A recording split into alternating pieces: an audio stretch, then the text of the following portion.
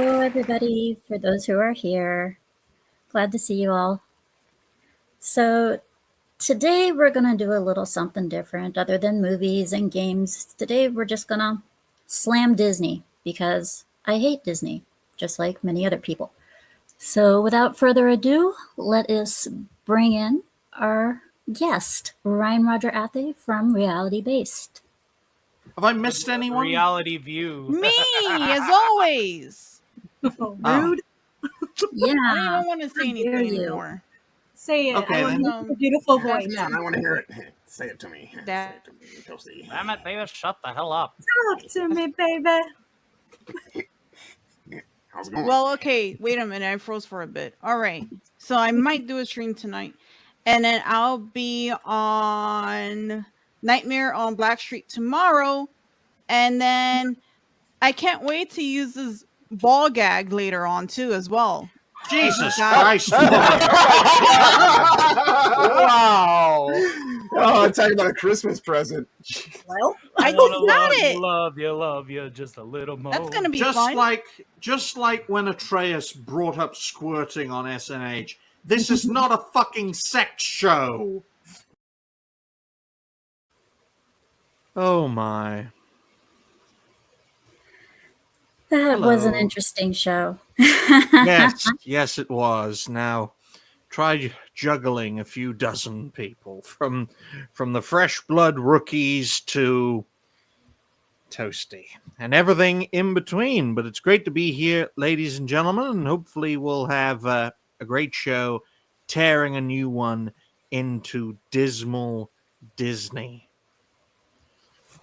Yes, Disney, you gotta love them from their terrible takes on Star Wars, Marvel, and of course their many, many lawsuits and crap live action remakes of classic animated movies that nobody asked for. No, my favorite is the Lilo and Stitch remake that they're planning. The first trailer they put out, a nice teaser of Stitch coming out of the background, and the first thing Stitch says is the N-word, then laughs, then claps himself, then he leaves. That is what Disney think of Lilo and Stitch. Wow. Now I can bring it up if you. I'm not kidding, that- folks. I can bring this up and show you. I honestly don't know what to say to that. That's insane. It is funny though, very funny. But it's great to see all the fine folks and fellow creators in the chat, and hopefully we have plenty of lurkers watching as well. I know this is Scooby's show, but if you haven't already, like the stream, share it on social media, and subscribe to Scoobypup. Yes, please. Mm-hmm. It would be very much appreciated. Mm-hmm. You can like it on Twitter, you can like it on Rumble, or you can like it on YouTube. And as far as Twitch, well, it sucks to be you because you don't have a like button. Sucks to be on Twitch. Never mind to watch this show on Twitch. As for me, I do everything mostly on YouTube, because if I stretch my show on multiple platforms, it's hard enough getting people to watch on one platform, never mind multiple ones. But it's great to be here, Scooby, and I'll let you lead the way. I know John's back there in the gorilla position, just waiting for some reason. But take it away. So basically, where would we start other than how about we start off with Star Wars? Because, they've not been having a good time with Star Wars. Mm-hmm. Baristas, highly caffeinated, finely quaffed. For baristas, the routine isn't a grind. Oh. It's a ritual. Hey. This is about power and who is allowed to use it. So baristas get their follicle fix at Saber Cuts. And honestly, could this many baristas be wrong? Saber Cuts, real smart hair.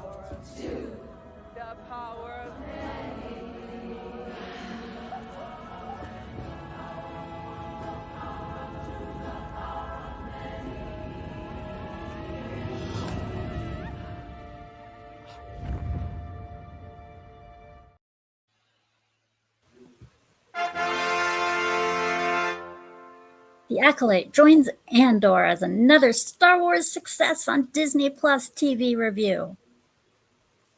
Paid. Star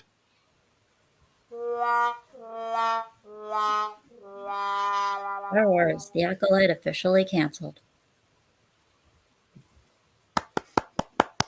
And on top of that, we have what? We had Star Wars Outlaws. Did they honestly think that was going to be a good game? Ugh. Just ugh for that project. And for all of its flaws, at least Skeleton Crew appealed to children, which was the target audience for that project. But when you look at Disney Star Wars, ladies and gentlemen, you see well over a decade of consistent literary failings, where the only successes were previous projects that existed pre-Disney Star Wars. Well said. Yes, very much so. I remember when Star Wars was good. I mean, you had okay, so not a lot of people liked episodes 1, 2, and 3, but for what they were good. They were far better than what we've had recently with Daisy Ridley, or whatever the hell her name is. The female Luke Skywalker, as I like to call her, because that's pretty much what her story is. It follows especially the Force Awakens. It follows what happens in 4, 5, and 6. Yep, It's let's just- rip off the originals and make billions. Well, that didn't turn out as well. Go ahead. But then again, that's Disney's forte right now. It's rip off all of the originals and just make money off it. Just screw them all over. And this coming from a company that doesn't really need a dime to survive. I mean, Disney is valued at over $250 billion US. They could lose billions a year and still be around by the end of the century.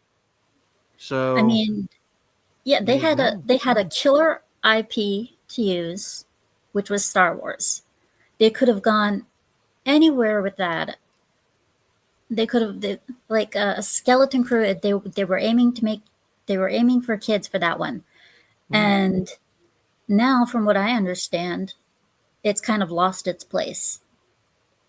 Some people are saying, "Oh, it's still aimed for kids," and other people are saying, "Well, it's not really for kids. You can't really tell what it is, other than it's Goonies mixed with Star Wars mixed with Star Trek Next Generation." And that will be the focus. The focus will be on the next generation. It will be on younger people who have less of a critical analysis of their projects. Well, and you got to remember, as far as Star Wars goes, Jedi are bad now. Jedi are bad now. Lightsabers don't kill. And only the females can kick ass. Lightsabers don't kill. People kill people with lightsabers. No, not even that. It's only women kill people. And it's normally the men that they're killing. Oh dear. My goodness. Well, when I look at Disney Star Wars, folks, it was a gradual decline over many, many years. Of course, it's been around now for what, 12, 13 years. It's not looking like Disney are going away anytime soon, and you are going to see plenty of future projects. Yes, Ashton Tyler, Star Wars is dead, but it can be saved one day. At least that's what I tell myself. That's what I would love to think. I dream of that so often. I mean, all I can really do, though, is go back to the days of old.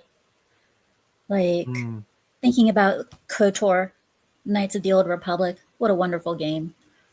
Thinking about episodes 4, 5, and 6. Even the first three movies, I mean, even those were pretty good.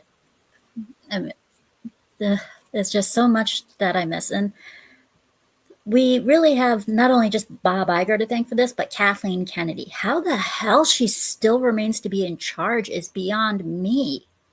Well, she's two I mean- people, Scooby, in more ways than one. Biologically, she has a twin sister who looks just like her. And psychologically, she's as two-faced as you can get in the entertainment establishment. But for me, Disney Star Wars is another great example of never to sell out your creative vision to another, certainly not to the evil corporation of the Western world. If you have a creative story, if you have a creative vision, whether it's successful or not successful, you keep control of it and you do not sell it out, whether it's for millions or in the case with Star Wars' sale, likewise with Minecraft's sale, into the billions. Don't sell your creative visions, folks. They're worth far more than any monetary price. Yeah, I'm serious. Honestly think that the only reason she's in the position that she's in right now is she knows where the bodies are buried. And knowing Disney, that means more than you think, ladies and gentlemen. Why do you think they have parks everywhere? I'm not a shock podcaster, Levistro. I hate the concept of podcasts. My goodness. But this picture, as basic as it is, John probably made it, but as basic as it is, it aptly describes the opposition's most powerful mega corporation. This salivating monster that wants to gobble everything up and gobble everyone up who stands in its way, especially young people. Yeah, hopefully. I mean, with this, have you heard about the Mandalorian Grogu movie that's coming out? I've heard about it. Hear a lot of things coming out of Disney Star Wars. Half of it, I think, is nothing more than a bit of propaganda. Remember that Taika Waititi film project that's still not materialized? Remember the Lando series project? Or was it a film? One of those. That hasn't materialized. It's supposed to be a show. Oh, a show then? That hasn't materialized. And of course, Rangers of the New Republic got scrapped when Gina Carano got booted out of the company. You look at what's been going on at Disney Star Wars, looking at the potential the intellectual property had, and I think looking at it with hindsight, Disney is the sort of company that doesn't have to create anything. It's a legacy brand now, and it can gobble up all these great big franchises, and they can just be legacy brands left alone, maybe licensed out to those who have the creative vision of the current day. But Disney, likewise with Microsoft and other companies, to name but a few, they built their companies in the previous century, previous era.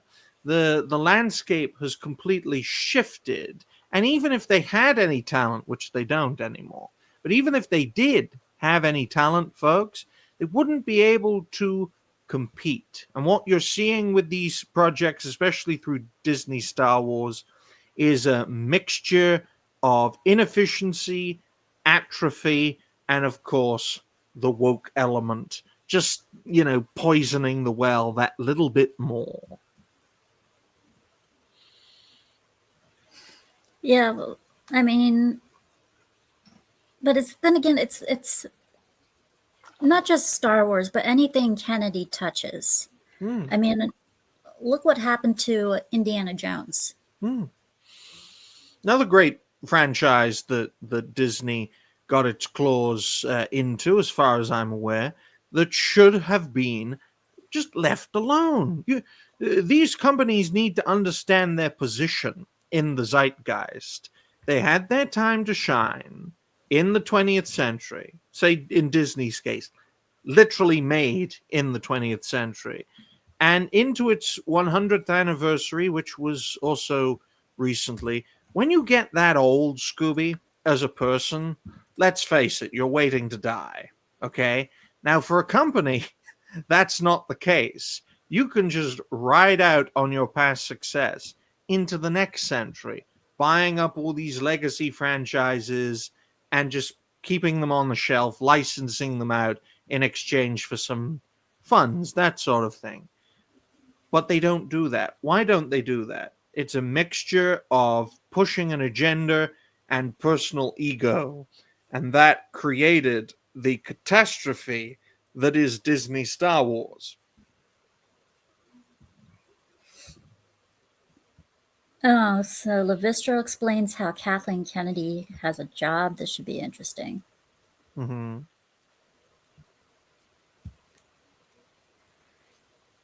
Kathleen Kennedy knows how Disney kidnaps children to feed the head.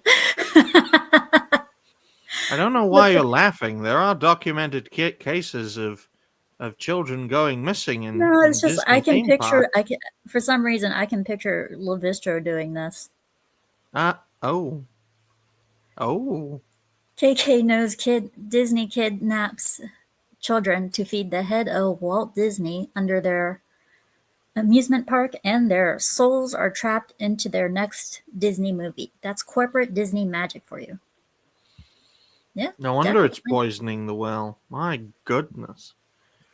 Goodness me. But you see this decline, especially with the streaming shows. Disney doesn't realize Star Wars was never designed to be a television show for science fiction or science fantasy, whatever you want to call it. But you could see the decline from The Mandalorian to other projects, to Andor, to Obi-Wan, to The Acolyte, to the Book of Boba Fett, to Skeleton Crew, to the Ahsoka show.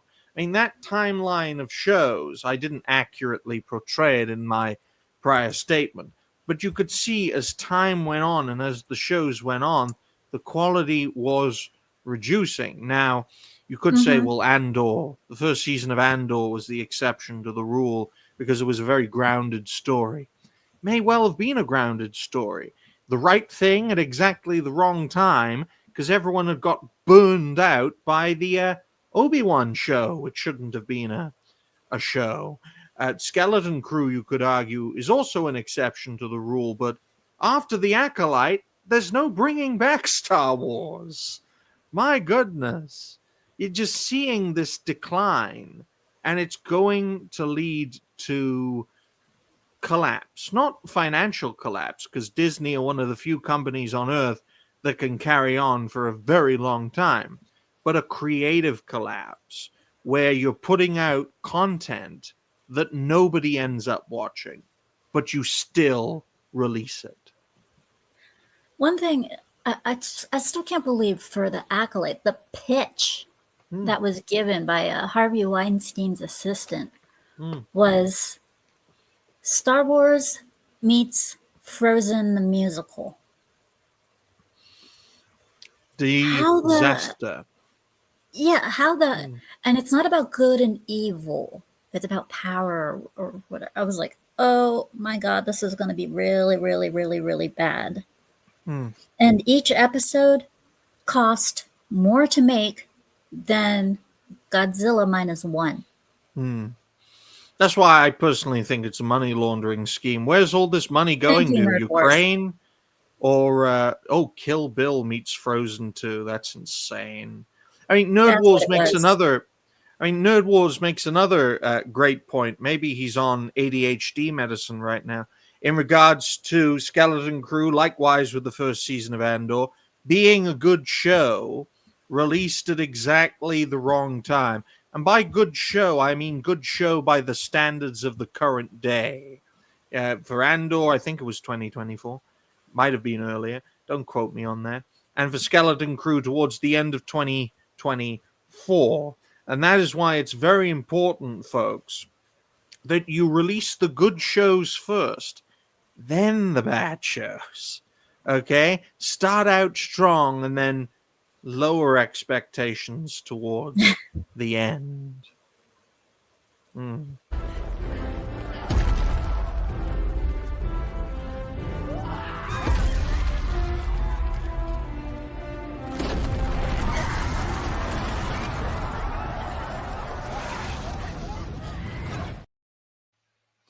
My goodness, I could make a very xenophobic joke, but I won't. I don't even know where that came out of, but I can see people running from Disney like that. Hmm. I mean, That's why you don't slap let foreigners into your city. Carry on. hey, slap Mickey's face on that and everybody running. That actually makes sense. Mm-hmm. But yeah, and it was. I mean, it didn't even make the. I mean, Accolade, the first couple of episodes, of course, made the Nielsen charts. Mm. But then it totally dropped off and disappeared. Mm-hmm. It's not So surprising. I mean, you look at these shows, they start off with a bang and then they end with an utter whimper. But with Disney, I'd say Disney and the BBC, although for the BBC it's for different reasons. But Disney can literally release whatever they want, whether it's a success or a failure, and still release it. They're not driven in a financial manner anymore because they have so many resources. And that is why, ladies and gentlemen, they keep releasing these awful projects. And that doesn't even include any kind of nefarious agenda. They commission these projects, they release these projects because they can. And they will continue to. That's why the last two companies that are going to fall, in my view, creatively, are Disney and the BBC. Now, in the BBC's case, the license fee protects them, and it's enforced by law. As soon as they don't have the license fee, it's like a drug addict not having drugs. They're completely done for. But I don't see that going anytime soon, and I don't see Disney losing hundreds of billions over the next 10 to 20 years, which would be the necessary timeline for the company to go through a collapse. I just don't see it happening. So expect more of this, folks, just to spite every single one of you and your children and your grandchildren and people who are not even born yet. yeah, I mean, okay, look at The Mandalorian. It started out strong. Hmm. And then, like, at the end of the second season, it was pretty crap. Because, I mean, it gave people what they wanted in the end, which was Luke Skywalker. And then from there, it just all went downhill. Because one of the few examples of Disney Star Wars succeeding led to opportunistic actions as a result. Such as the Book of Boba Fett series, such as the splitting of the entire show franchise from a single or singular rather successful show with a successful team both in front of and behind the camera to multiple shows that led to disaster. That is why, folks, when you succeed in something, you must temper your expectations because it's a lot easier to fail than it is to succeed. And I think the straw that broke the camel's back there was the firing of Gina Carano, because that was used as a catalyst for the entire change. Yeah, that was a big no, and she didn't even really do anything bad. All she did was repost someone else's post. And Disney was like, hold on, stop it, apologize right now. They even wanted her to get on a frickin' Skype phone call and apologize to multiple people at Yeah. once. You step And they out of all- line, you get Yeah. punished. I should know. They tried it on me and him. But you ain't gonna get me to stop speaking my mind, folks.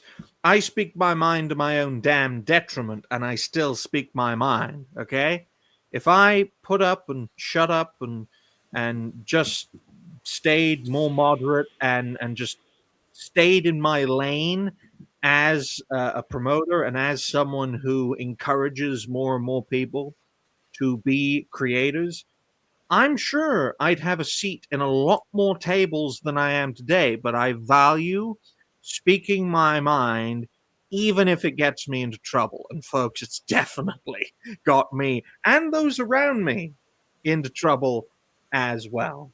Let's stick Yeah, by it. Mr. Spear Checker. Yeah, I know. You've heard of gorillas in the mist, but what about spear chuckers in the show? I know people don't know this, but I've got new neighbors now, Scooby. We had tranny neighbors, but they're gone. Less than a year and they're gone. Now we have black neighbors. It was snowing recently, and they were trying to go out, and they couldn't go out. And then me and my father coined a new phrase: spear chuckers in the snow. It was quite funny. See, you laughed. Haha.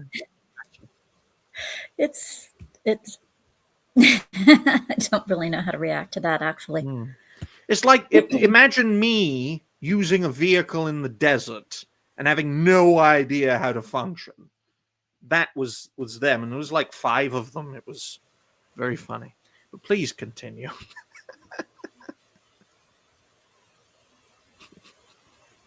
So yeah, it's like, yeah, cheers, Buckers. Wonderful. You see, folks? You see, now I've turned into the Tangent King. My, oh my. But let's get back on smashing Disney, folks, because when you I look swear at to this God, company... if you get me canceled before I'm actually able to do anything, I'm gonna get angry. Well, you're welcome at the reality-based refugee camp. Because it's strange. Yeah. It's very strange how I can say these things on my show and nothing happens. I do it on other shows and things happen. It's insane. But when you look at Disney, and I think the creation of Disney Plus was one of the main reasons for this. Likewise with other streaming services outside of Netflix, which was literally designed to be a streaming service, is that the streaming bubble has incorporated the worst of film with the worst of television to create the catastrophe of entertainment that we are seeing. And I think one of the great ways of solving that issue, that problem, is for streaming, like not live streaming, because that's what we're doing, but show streaming, like Disney Plus, like Netflix. The bubble needs to burst, folks, and it needs to collapse, because we have to separate television shows with movies, especially for commercial sales, for it to be a success. You know when a project is a failure, Scooby, when it goes immediately into streaming. You saw it with the article, the Acolyte joins Andor on Disney Plus. Ooh, it's a great success. Complete nonsense. Complete nonsense. If it was a great success, then they'd release it physically, which is another thing Disney doesn't do, but they release it physically, people buy it, and that's how it sustains itself. But that's not being done anymore. Yeah. Because, I mean, if you look at Disney Plus as well, a lot of people are canceling. And for good reason, too. They don't really have anything good on it. And, I mean, it's all they have on there that people actually legitimately want to watch are the member berries and, the classics. Exactly. Even then, legacy. people... yeah, the legacy stuff. And even then, it's like the other stuff that they have on there aren't even really their own channels. I mean, it's more like stuff that they've they haven't created, but they've more like bought over, like Discovery, Hulu. I mean, as far as streaming services go, they they're in they're almost lowest tiered. I mean, they're being beaten by YouTube, Netflix, Roku, the freest of the free. The free streaming services, they're being beaten by them. Peacock and stuff. It's Peacock, which even though that's not free, they're still being beaten by that. I mean, it's sad. I think what's important for these companies to realize is that the landscape has shifted as much as when the meteor struck Earth and wiped out the dinosaurs. The landscape has completely changed, folks. What people prefer now is open, honest, transparent, and authentic entertainment at an extremely low budget, at an extremely low cost, if not costing anything at all, and being built on a donationary model. And content creation, live streaming is a great example of that. But these companies don't know how to operate in that system, just like dinosaurs couldn't operate in the New World. Why? Because the meteor destroyed their environment through a landmark change. And we've seen that landmark change, Scooby, with the introduction of this kind of media, of digital media, which big corporations cannot survive in. That's why they should, if they were being smart, rely on legacy brands, buying up franchises and riding off their legacies until the end of days. But they decided not to do that, in this case with Disney Star Wars, which led to collapse. I mean, I made this allegory on Reality Base, Scooby. Face to face with a dinosaur, it's a very dangerous foe. You could argue Godzilla is like a mutant dinosaur creature. But against the asteroid, dinosaur is nothing. And we collectively, folks, as fine folks and fellow creators, are bits and pieces of that asteroid, no matter our ideological persuasions.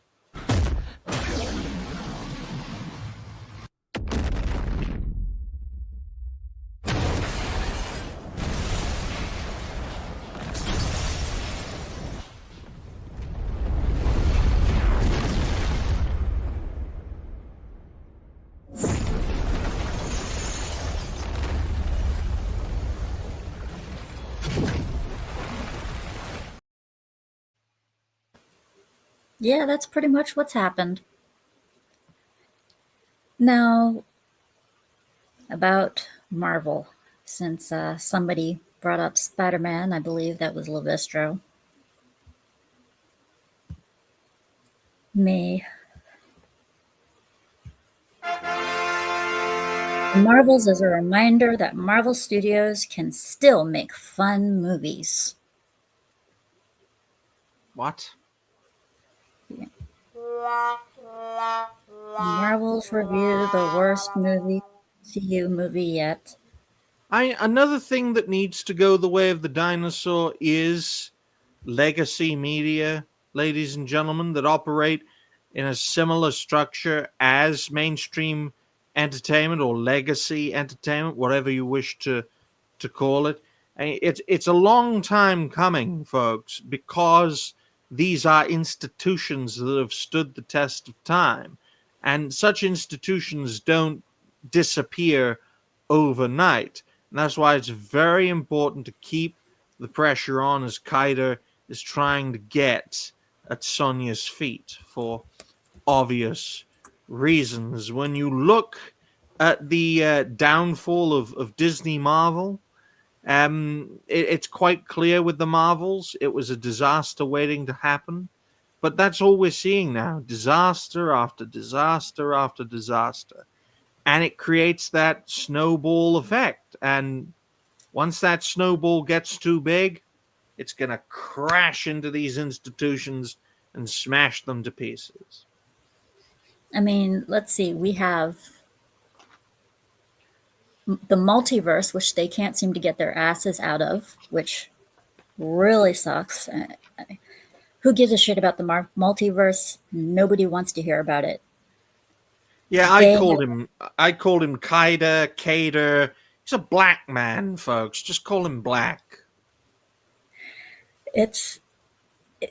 They had something going when they had the Avengers, Infinity War saga. I mean, their early stuff was actually really good. But post Infinity, once it hit phase 5 or 4, whatever the hell phase they're in, I don't care anymore. Death face. Since then, they've gone downhill. I mean, they've turned into the MCU. Oh, absolutely. And We have- how can you, Scooby, make a clear, concise, consistent, and resonatory story in an environment where anything can happen and nothing has consequence? I mean, DC has been trying to push the concept of the multiverse for decades, and it's yeah. one of the main reasons why it's such an inconsistent brand. And you're seeing this with Marvel as well. Only the best storytellers can write a multiverse story because so much can go wrong with it. The least creative people should focus on the most basic stories, not the most complicated. And that's what we're seeing right now. Yeah, I mean, if you take a look right now for some things, Ms. Marvel, a TV show Disney gave us, but nobody asked for. And what did they do to Ms. Marvel? They turned her into a mutant. They said, "You are a mutant" in the TV show, basically. Well, not basically. They actually did say that she had mutant genes. Then the most loved show, everybody loved this one, I swear they did, She-Hulk. That was a walking disaster. Yeah, with Doomcock as the bad guy. I still can't believe they did that. Although that is a sign of, creativity, doing something that hadn't been done before, but it wasn't with the best of intentions, folks. It was done as a insult, but that insult didn't pay off, and it led to what? The end of the road for the green bitch. Yeah. Had they done it, I mean, that show, had they gotten the right actress and the best and the right writers, it could have gone somewhere. Because they did have the design right, kind of. Well, yeah, I mean, they had the area right. They had the fourth wall breaking correct because she did that in the comics. She was the first to do that before Deadpool did. And then she goes into to meet her boyfriend, hulks up, and then gets the pseudo brown boyfriend and does sexy time with him. And I'm thinking, what the fuck is this show? Yeah, What is this? As soon as Marvel She-Hulk came out, I was like, oh, I liked the comic. I'm gonna give this a try. I'm gonna see what, if this is any good or not. I watched it. I was laughing and I enjoyed it. But the thing is, though, is I wasn't enjoying it for the right reason, and I wasn't laughing for the right reason. I was laughing at it because it was so bad.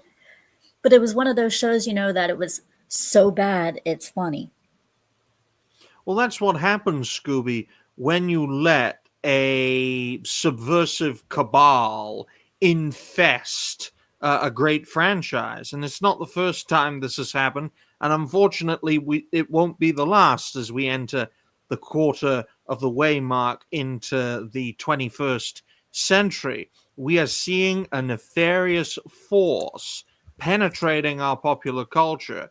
Thankfully, it's being exposed for the empire of lies that it is, but its subversive nature, once exposed, Scooby, will be exorcised like an exorcism, but then it will spread to other parts of the world, places like Japan, Korea, Taiwan, and other parts of the second and third world. Now, I spell cabal with a C, John. I spell it with a C, not a K.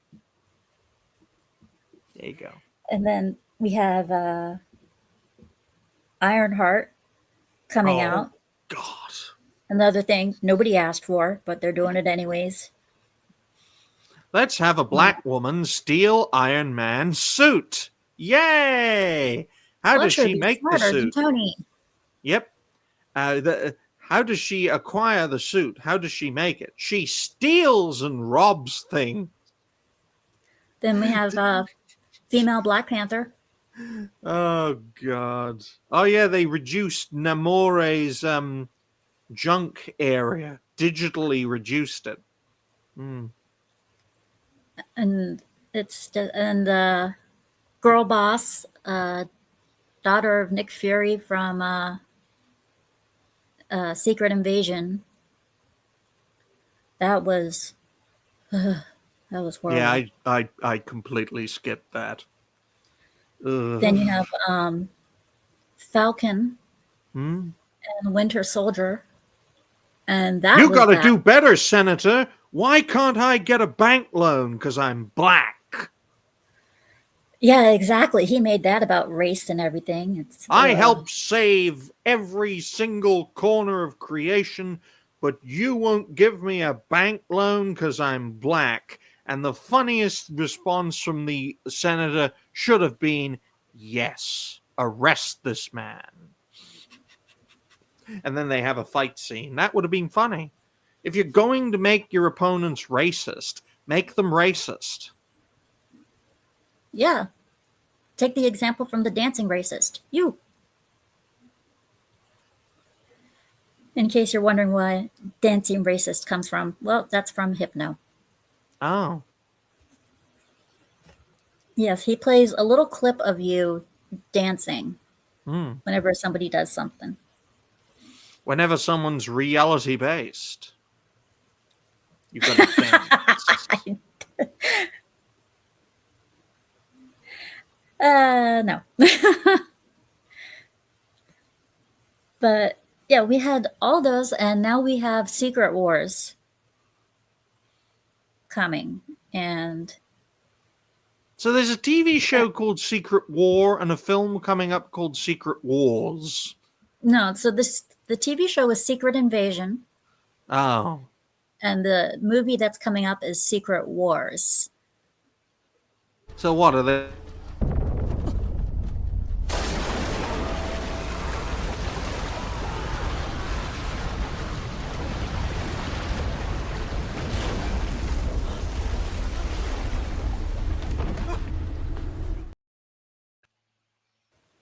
Enough with the trigger words, people, or John's going to do that all night.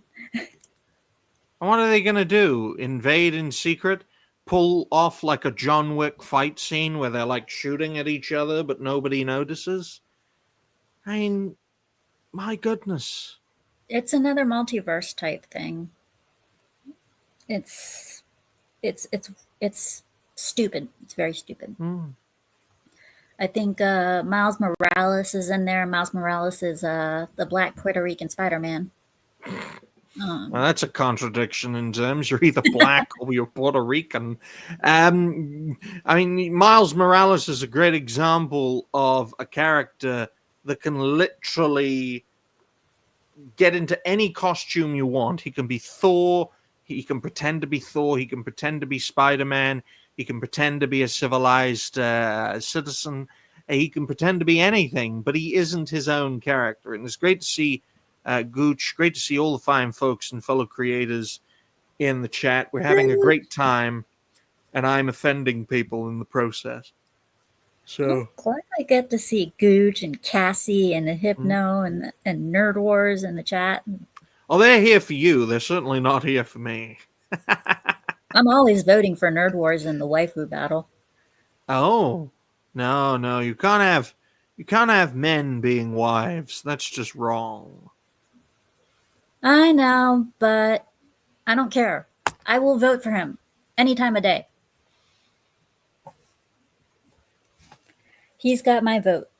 Besides, he's a 3-time waifu champion. How? Hypno dressed him up as a girl. Why? And renamed him Fem Wars for the waifu battle. The things that man will do for an extra dime. And It you had worked. everyone on SNH condemning me for not selling out for billions. And I'm like, no, have you seen me? Lavistra, what I'm saying is I would not be surprised if Miles Morales appeared in Secret Wars. That's what I'm saying. I should have put it Yeah, better. to rob Sorry. someone.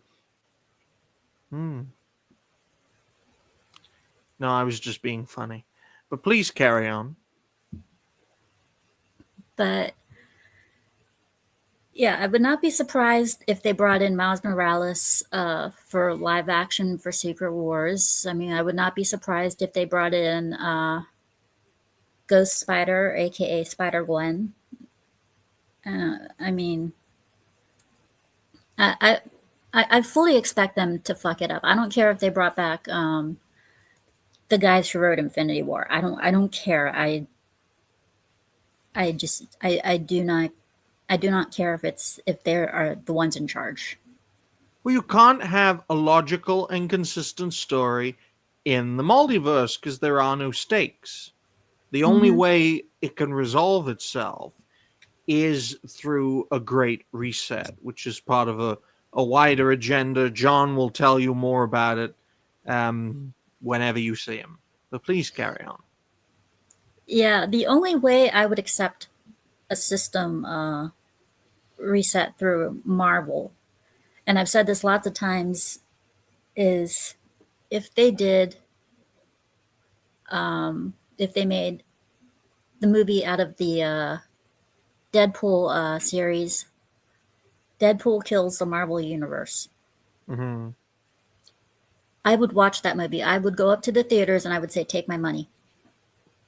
Just to see Deadpool go around and kill every single character from the Marvel Universe. I would love it.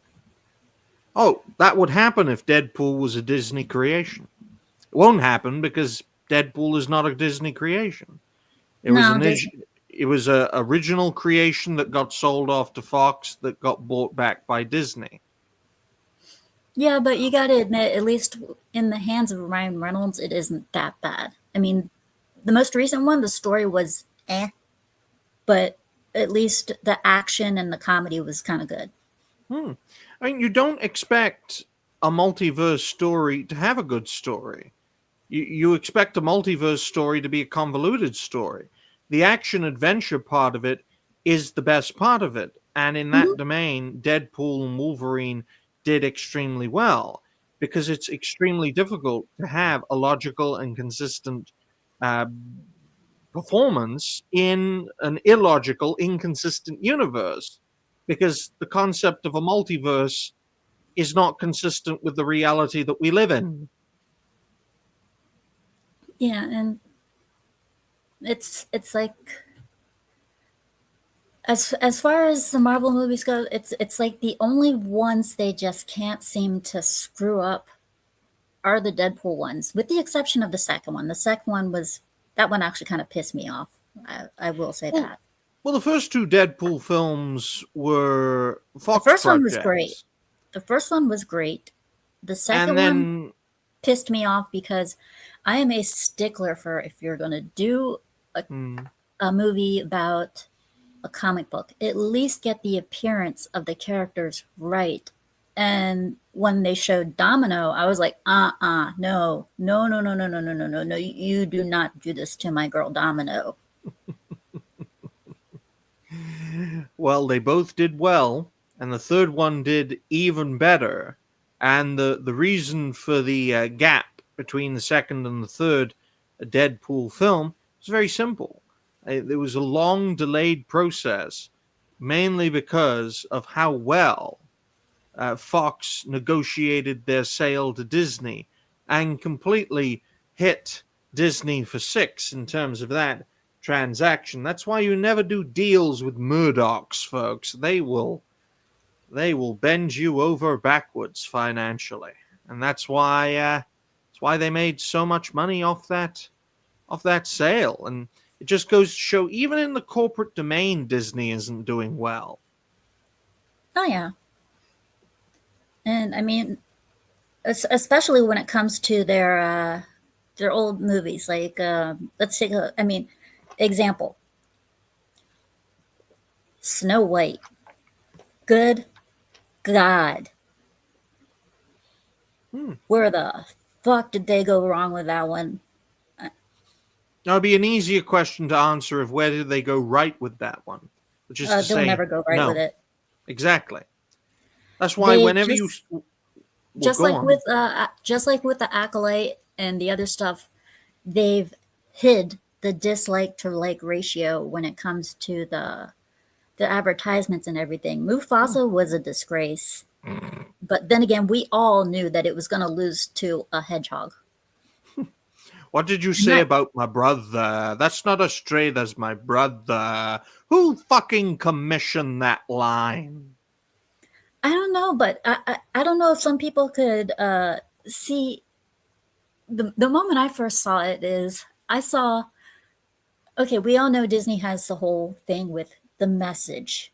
Well, they managed to put in the message into the fucking movie Mufasa. One line, one line pride was white, the other was not. Who Right. were the bad guys? The white lions. It's like, no, I'm not picking up on anything at all. No, you're right there, Justin. They're hyenas. Ba-dum. There were, yeah, it was just, it's it makes you want to laugh, but the thing is, though, is when it comes to Mufasa, it did a little bit better financially than Sonic for the following reason: Disney hijacked most of the theaters, like most of the theater screens and stuff, including the really big ones like the IMAX and such. Yeah, institutional power. That's the Yeah, edge so- that Disney have. Yeah, so Sonic wasn't able to get more as many theaters as it needed to blow it out of the water, but it's still starting to make more money than Mufasa did. I mean, speaking of the Sonic franchise, it'll be just like the Sonic games. They'll keep on making them until one of them does badly, and then they'll stop making them, and then it'll be inconsistent. So if 4 does well, there'll be a 5th one. If 5 does well, there'll be a 6th one. It'll be like Fast and Furious. You could Well- get Sonic 15. When it comes to Sonic, I want to save that because on the 25th, I'm going to have Leon on the show. Oh, the Sonic expert. Yeah. Uh, But back to Disney. They're coming out with all of these live action versions of great legacy movies that they've made that nobody's asked for. I mean, and half of them are meant strictly to do the message. Look what happened with The Little Mermaid. They well, when you have $250 billion, Scooby, you can do basically whatever the hell you like. And Disney is a great Disney is a great example of a legacy brand that has stood the test of time for so long. It can do what it wants. And you could argue that the Sonic franchise is a living example of a great franchise that cannot really sustain that which is sustaining it. I mean, look at Sega. I mean, Sega as a console maker pushed the Sonic franchise as a game franchise as its number one, and it couldn't sustain them. Yeah, and that's kind of like the Disney video games. You know, the only ones that they had that were successful were the ones that were on Nintendo. And to be quite honest, I don't even remember the name of the freaking video game. Now I remember Kingdom Hearts. Kingdom Hearts. Well, that's one hell of an alliance, Nintendo and Disney. Ugh. I wouldn't go that far, Ashton. I wouldn't call Words the king of bad takes. Maybe the queen, but not the king. Okay? Damn. I don't know. I've seen some people on YouTube that have even worse takes than Yes. me on, and that says a I, lot. Oh, it certainly does. I mean, when it comes to content creation, folks, it's a personality driven profession. If people like your personality, they're going to resonate with you no matter what you say or do. And if you don't have a personality that resonates with people, doesn't matter if you're good as gold, they're still not going to like you. Okay? So now we come to all the Disney freaking lawsuits. I feel sorry for them. I feel sorry for John more than I ever feel sorry for Disney. I mean, the one lawsuit that sticks in my mind, Scooby, was the one about the Disney Plus subscription and that guy who died. Oh yeah, the wrongful death lawsuit. That was funny. This was horrible. Hmm. Hmm. This was one of the lawsuits that's going on, and that's just like I said, it's one of many. Hmm. They have a lawsuit going on right now based on this. Is they're being sued for refusing to hire white men, people that are Jewish, Well, that's not surprising. and as That's well not as certain surprising. and for certain political beliefs. Hmm. And I believe they're still in court about it. I'm not quite too. I'm hoping that I don't quite want to. I don't want them to settle. I just want the thing to keep going so that way they can make an even bigger ass out of themselves. But thanks to Gina Carano, that's Hmm. not really needed. When you look at the origins of Disney, folks, they are quite messy, especially Oh in yeah, regards to hiring practices. I mean, this guy may have forged the foundations of a great entertainment empire, folks, but every foundation needs a bit of blood on it if it's going to grow. Blood, sweat, toil, and tears, both his and others as well. But this doesn't surprise me.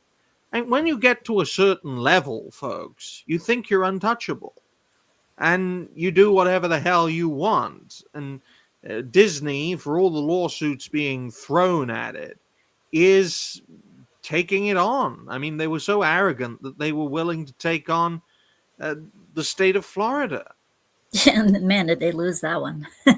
Hmm. But you're dealing with an enterprise, folks, that could take 1,000 L's a year and still be firing on all cylinders for potentially centuries to come. It's like fighting a zombie.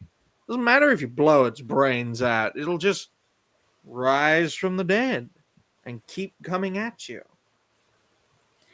So to clear things up, so in case some of you out there don't know what we're talking about for the death, what happened was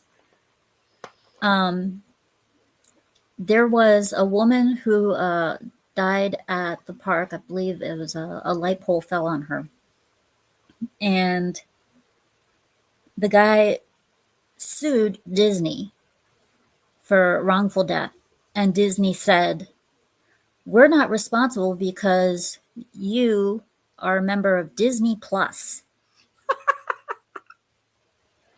And by becoming a member of Disney Plus,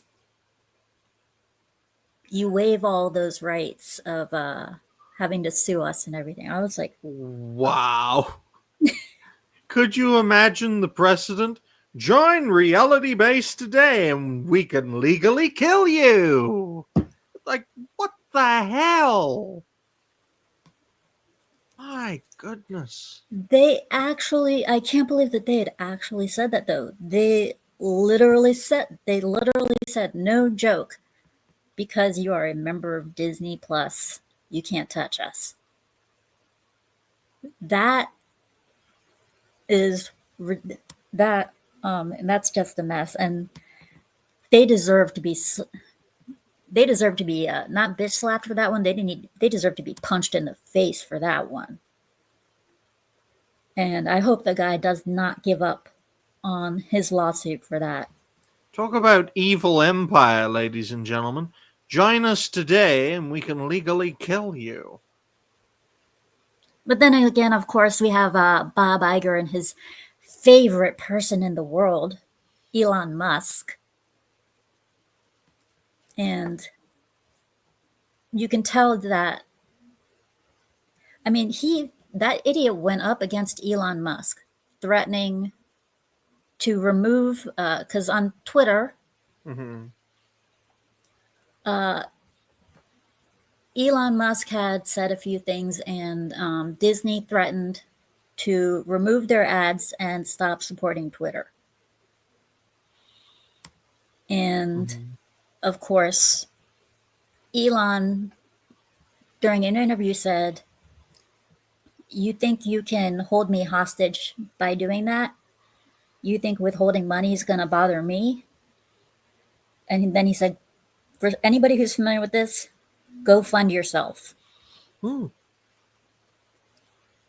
then he picked out Bob specifically. He said, "Go fund yourself." You hear me, Bob? Go fund yourself. And you gotta understand, folks, that all Elon is doing is operating on the same concept that Disney does. Disney doesn't give a damn about making a dime. Neither does Elon Musk. Once you get to a certain financial level, you can truly be yourself. Now, for me personally, I've been poor my entire life, and I prefer to be poor in myself than relatively wealthy and not myself. Because let's face it, folks, I'm never going to get to the point where I'll have so much I can just be myself, whatever.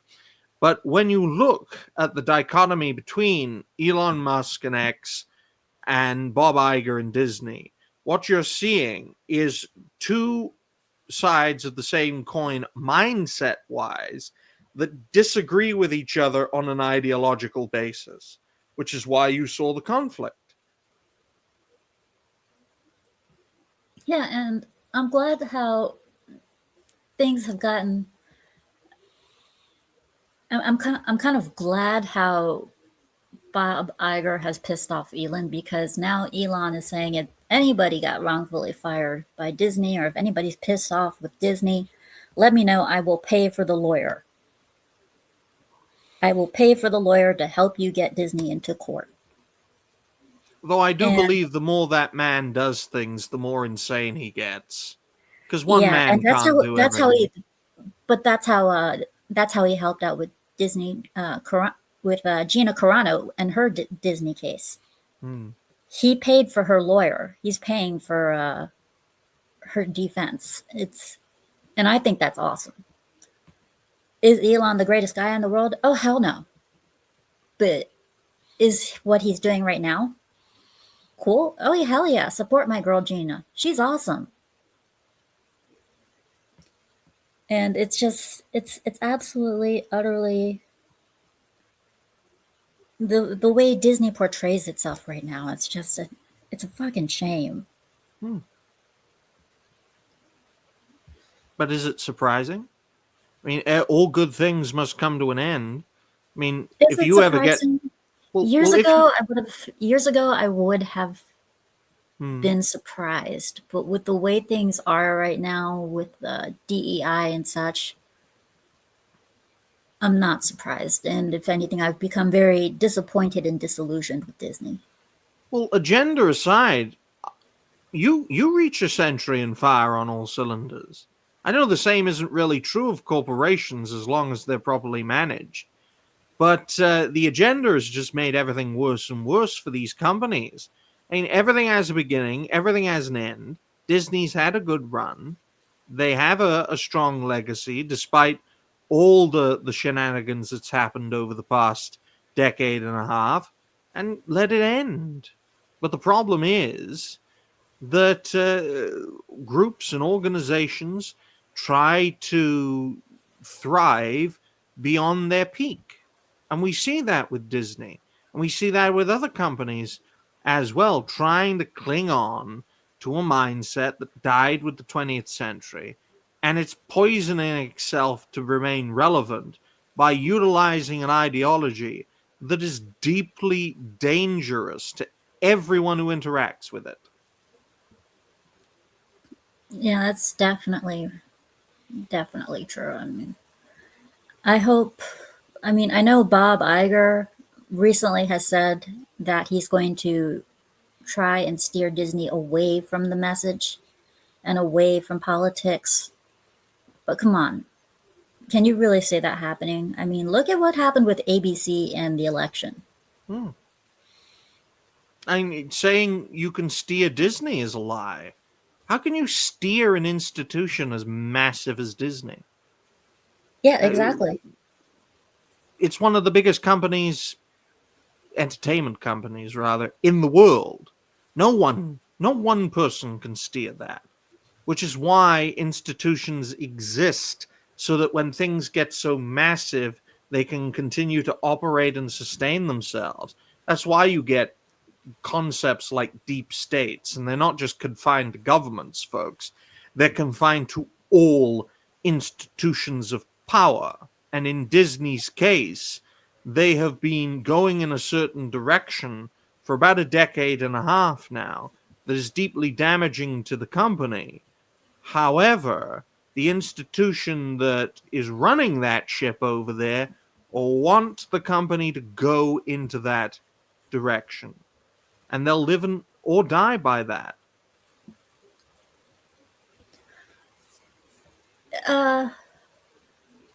I'd have to say, maybe that may not be entirely true, though, because Bob Iger is about to retire. Hopefully he will this time. And at first there was rumor that there was going to be a female taking over. But now there's rumor. Now, you can take this with a grain of salt. I highly recommend that you do. But there's rumor that they might actually pick someone legit to do so. But as far as their entertainment goes, I think it's gone to the shithole. But if I were, and there's no more money to be made for them in the entertainment area. And really, the only thing that can keep them afloat would have to be the theme parks. And even there, they're in trouble. In Florida, for example, they have Universal Studios coming up with Epic Universe, which is a new land for them. And that has some amazing stuff going on, from what I understand. I've seen the commercials. I've seen some of the photos of construction, and it looks like they have some amazing shit coming in. Whereas Disney, a lot of their rides, they're either breaking down. For example, Tiana's Bayou Adventure.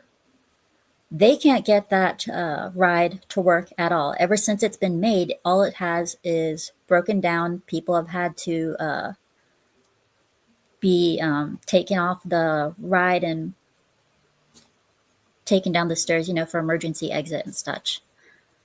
They can't get a damn thing working. Their Star Wars hotel that they had was an epic fail.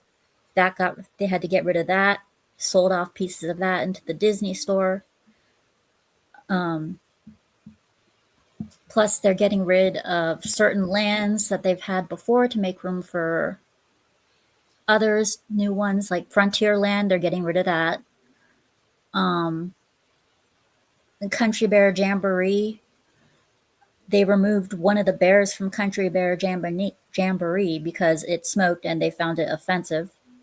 They redid a little bit of the Haunted Mansion because some people thought there were 3 ghosts in there. I forget what it was that they were doing, but there's 3 ghosts in the ride, and some people got offended by it, and Disney had to shut down the Haunted Mansion ride and do something about them. Well, when And- you look at the creative direction of Disney and who will be the CEO after Bob Iger, I heard on the grapevine that the next Disney CEO will come courtesy of Electronic Arts as current CEO. Now, of course, EA, being the devil of gaming, is known for maximizing profits over a good gaming experience. And I'm sure with the EA CEO going to Disney, that would be the main agenda, to maximize profits at the expense of a good consumer product, for customers to watch and enjoy. Well, I honestly believe that the day that Disney actually goes back to being what it once was will be the day hell freezes over, because it went from being a good, wholesome family business, like giving us movies like Cinderella, Snow White, Lion King. The animated Lion King movie was awesome. I remember watching it in theaters. It was amazing. When it came to the live action movies, The Three Musketeers, that was one of my favorites. And I mean, Alice in Wonderland, all their legacy stuff. Robin Hood with the fox as Robin Hood. That was one of my favorites for the animated.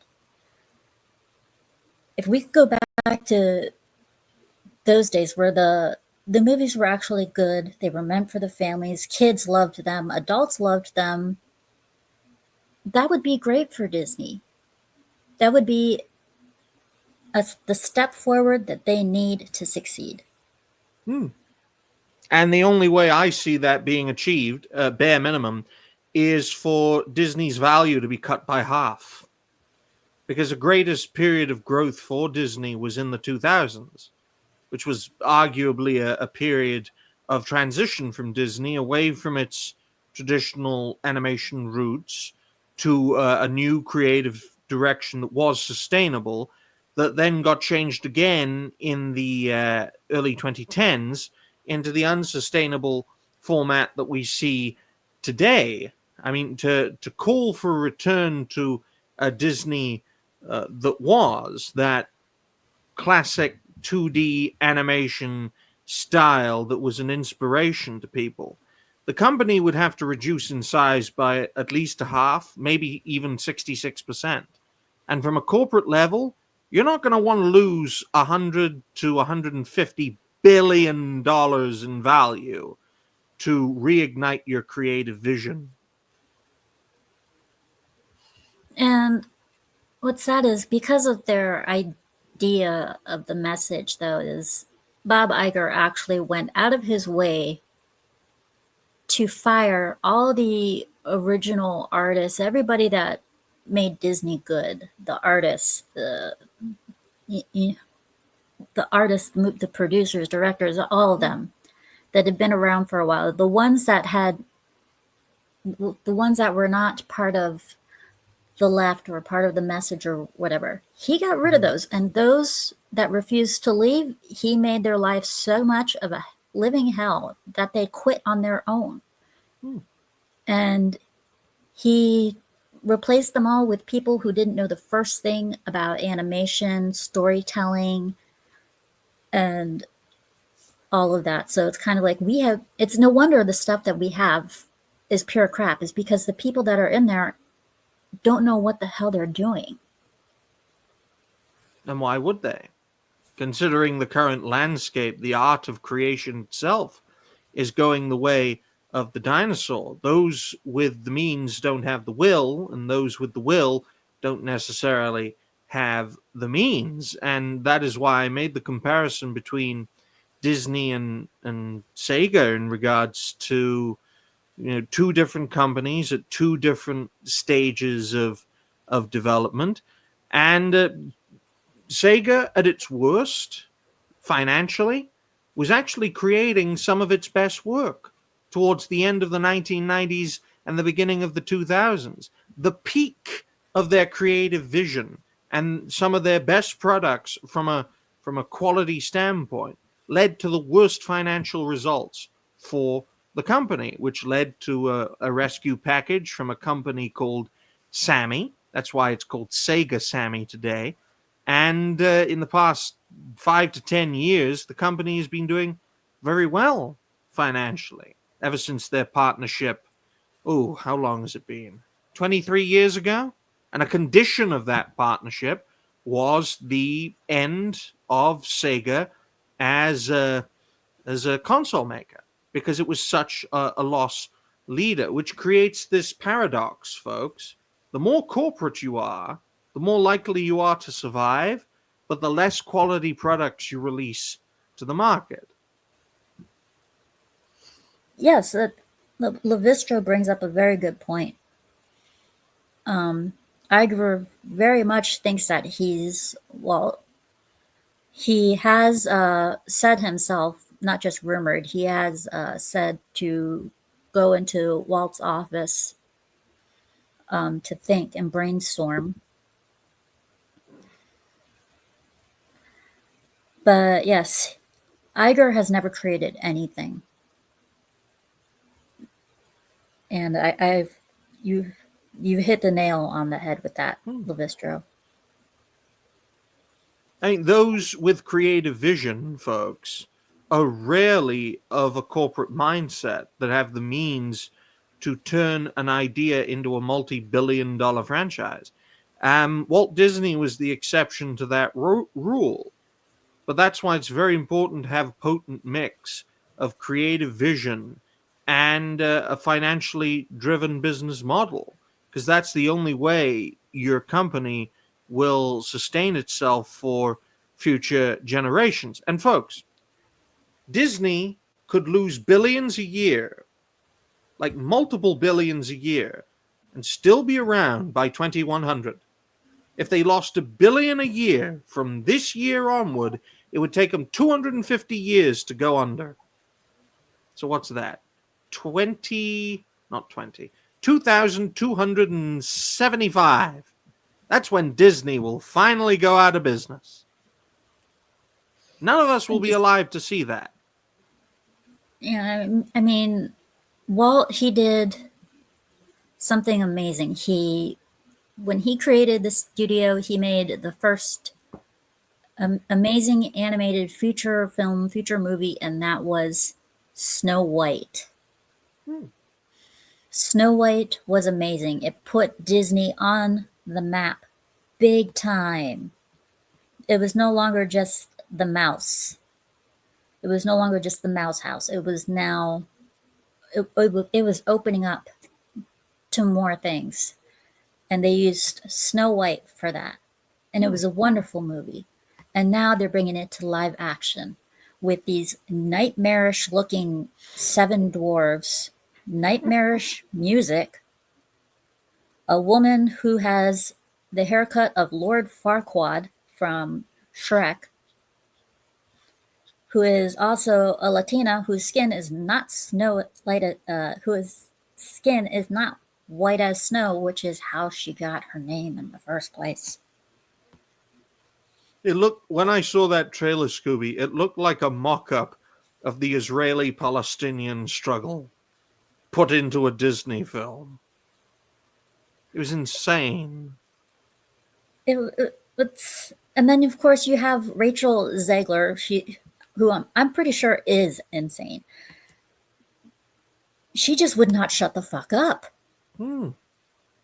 She kept on getting Disney. She just kept on getting Disney in deeper and deeper and deeper trouble. She would not stop. Let's see. One time, one of her quotes, I do believe, was, "I should be getting paid by the hour every time I wear this dress." She said, "Free Palestine," even though her co-star is Gal Gadot. You don't want to say that when you're it was just like, oh my God, Disney, shut her up. And so Disney can't even handle the people that they're working with, like the actors and actresses. They can't even They can't even shut them up. You can't shut up people who share your mindset. And if you try to and they kick up a fuss, that causes even more problems. That's why a lot of businesses put up with troublesome employees if they get results. Now, of course, Zegler has never gotten results, but in her case, she would kick up enough of a fuss to cause more problems than she is currently, which is why Disney don't rein her in. Yeah, and then of course we had the wonderful Little Mermaid for Black Ariel. Yeah. The whole reason they made her black, so people could see themselves. There's this one, and then they show all these videos of little girls, of black girls on YouTube saying, "Oh, Ariel, it's me, it's me." Yet they never show any of the videos. Like, I found this one video of a black girl where the mother's showing her the commercial, and the little girl goes, "That's not Ariel. Who the heck is that?" And I was like, "Oh, I love this kid already." I mean, the idea that the propaganda we're seeing, Scooby, of you've got to see yourself in these characters.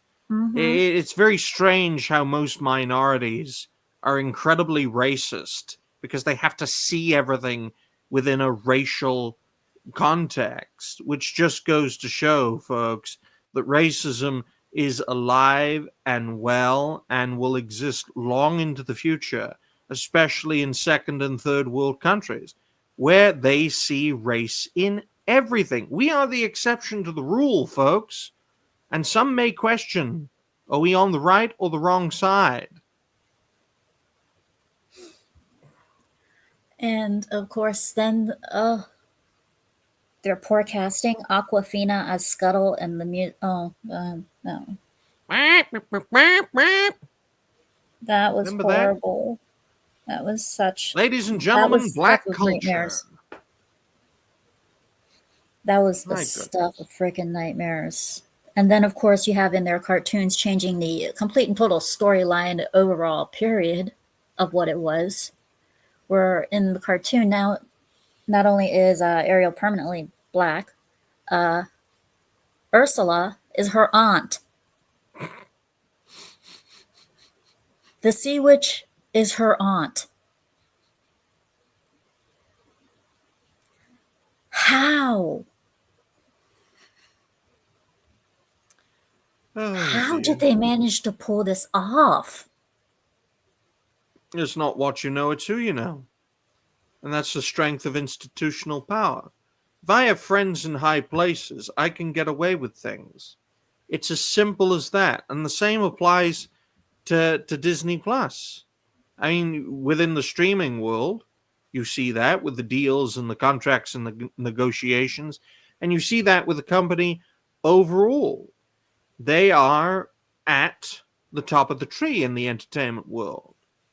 And if you are well connected, you can do what you want. I mean, P. Diddy knew that. That's why he had those parties.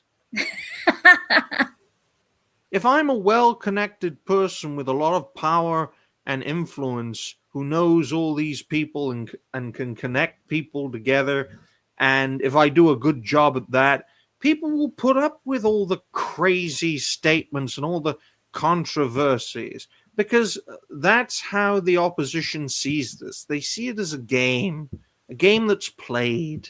Sometimes it's played for laughs. Sometimes it's serious if their livelihoods are on the line, folks. But when you look at Disney, they don't give a damn. They're worth billions. They can lose billions and still be around. Yeah, like look at And him too. Yeah. Oh yeah, very much so.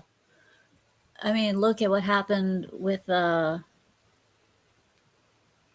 it came to their stock recently, earlier this year. They almost I mean, they dropped down super fast. I mean, with the whole pelts situation, and it's a shame that he stepped off the table when it came to that. But He tried a hostile takeover and it failed. yeah, it's a shame that it failed. Well, that's what happens though when you deal with the top of the tree. I mean, you don't tango with the best of them for the best part of a century and not have the experience to do what needs to be done to stay on top. Whether or not your current projects are fantastic or complete ass.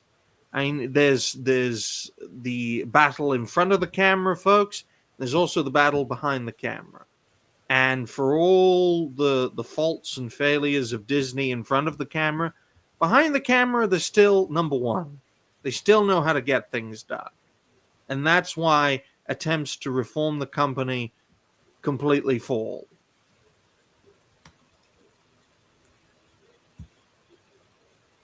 Oh, what was my favorite animated movie before Disney went to shit? Oh, man. How about Treasure Planet? Does it have to be recent? I mean, you could argue Treasure Planet was the last traditional Disney film that was ever made. I've never seen that. Well, it's a mixture of 2D Disney animation and 3D CGI. It's very interesting. Oh, John wants to come on the show. He can talk us to death. Nah, he said, don't tempt me. Tempt D's nuts. I'd have to say my favorite animated one would be Robin Hood. And the modern version, Robin D's nuts. And my favorite live action would be the Three Musketeers. Because, yeah, I like things with a lot of action in them. From 1990, if I have to go back into the 1990s, then it would be The Lion King. Although Beauty and the Beast was a good one. Oh, and Lilo and Stitch. I loved Lilo and Stitch. That was a really good one. Yeah, and the modern version, he's just dropping N-bombs. The modern version, everybody's like, oh, Lilo, everybody's like, oh, Stitch looks so great in it. I take a look at Stitch and I see the creepy Sonic the Hedgehog that we got before they remodeled Sonic. So it's kind of like, I have no faith in this. And people are already criticizing Disney's picks for Lilo and the one who, and the pick for Lilo's older sister. People are already criticizing that via race, saying it's racist. And the picks that they'd have, I forget the names of the actresses, but they were legitimately, I think they were legitimately Hawaiian. Oh. So it's kind of like, it makes you wonder what the hell's just gone through their mind. What's going through my mind is Rio saying that D's nuts jokes are getting old. Well, why don't you Rio D's nuts? Oh, God. You're giving him fuel. Yeah, it's called consistency. Oh, People want consistency and authenticity until it becomes inconvenient for them. Carry on. Speaking of, we are at our 90-minute mark. So, what do you got for future plans? Well, expect more videos, expect more shows, and expect more videos from said shows. You can check me out over at Saturday Night Hypnosis in 90 minutes time. We'll have a good talk with Hypno, with the regulars, and the special guest, which will hopefully be Drunk 3PO. I've had plenty of practice on today's show, so I'm sure I'll be firing on all cylinders, being consistent and dedicated on my 94th appearance in a row, which just showcases, folks, you don't need talent to tango with the best of them, just consistency, dedication, and no shame. So thank you for having me on, Scoobypup. Hopefully plenty of people check out the show. Sorry there are no timestamps. I didn't write any down. And good to see you, Rio. Rio. I can't say his name properly anymore. Good luck Yes, with that. Disney did make Titan A, I do believe. I've never seen it, but I do believe they did make it.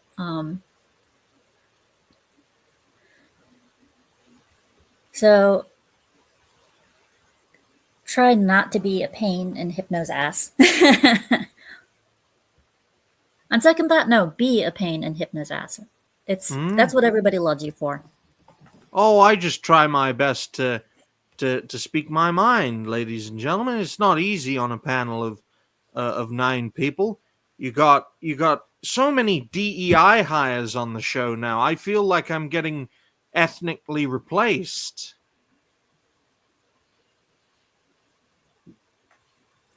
A whiter than white guy getting ethnically replaced. Yeah, there's like 3 blacks on the show now. I'm getting scared. I'm becoming a minority. This is terrifying. How long before Hypno replaces other people with diversity hires? This is very concerning. I guess it just means you have to stay on your toes then. Now I gotta watch my back. And I gotta watch my feet. Keep those spears ready. Yeah, it's terrifying. But anyways, I thank all of you for coming and watching. Please continue to do so. Like, subscribe, follow the stream. Really appreciate it. I will be trying to do some new things. For example, not just the live stream, but I'm also going to be starting a little. I'm also going to start recording a few videos here and there called Scoobypup S Pawcast, where I will be giving my own point of view and opinion on certain video games and movies, be them recent or not. I'll also start gaming, but those gaming streams will be kind of drop of the hat. But so I will try and let people know when I'm actually going to be streaming. And I apologize for not turning on PupCam this stream. I know I was supposed to, but things just weren't working with my laptop camera at the moment. So I got to pull out my PS5 camera, see if I can get it working with the laptop. Has anyone seen Scoobypup in live action? Is she attractive? Hopefully she's attractive. You've seen me live action before. Every time I go on to Nerd Wars' show, I'm live action. It's hard to keep up with Nerd Wars. I think Nerd Wars has a hard time keeping up with Nerd Wars, but no, unfortunately I haven't seen you in live action, Scoobypup. Yeah, whenever I go on to Nerd Wars, I am live action. I have been on Zax's stream, and I've been live action there. I've been live action on Leon's a couple of times, and Gooch as well. I've been on Gooch's stream and live action on that one, as well as Badgers.